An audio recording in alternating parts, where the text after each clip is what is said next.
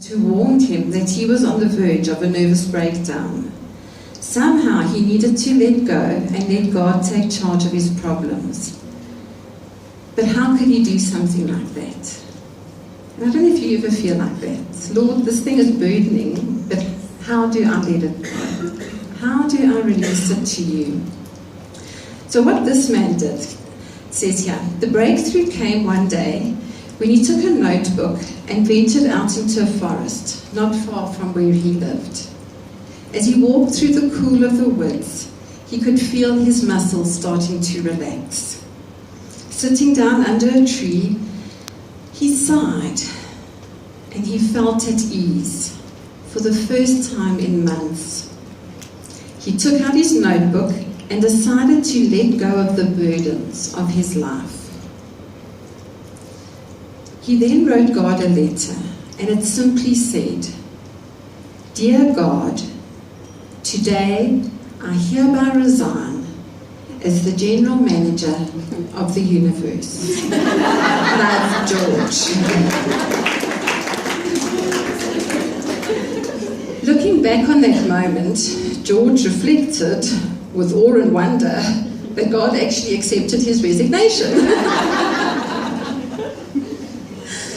So ladies, what I want you to do today, and we've had words in the prayer time before, that we are all at different places.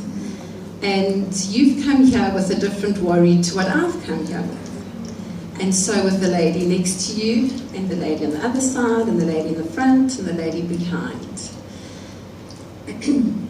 And maybe today, you need to acknowledge Jesus as being wonderful.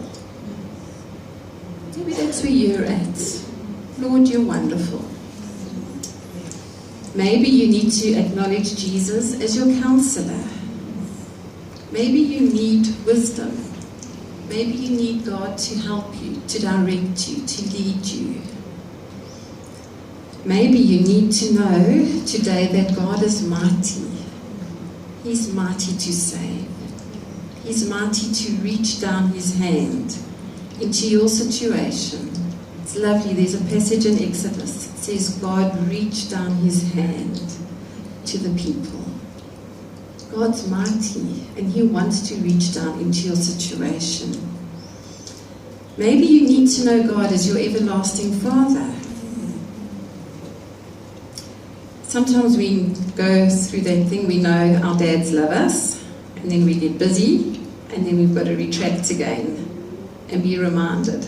Sometimes our dad needs to sit down at the dining room table and hold our hands and look in our eyes and say, "Do you know that I love you?"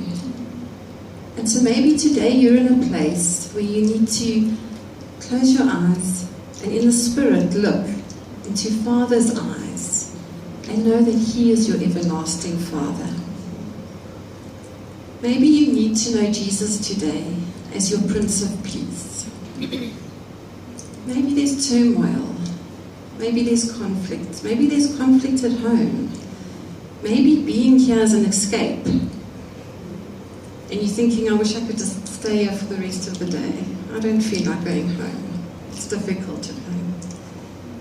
Maybe you got a knot in your tummy because it's Saturday now, and then it's Sunday, and then it's Monday, and we've got to go back to work. And work might not be nice.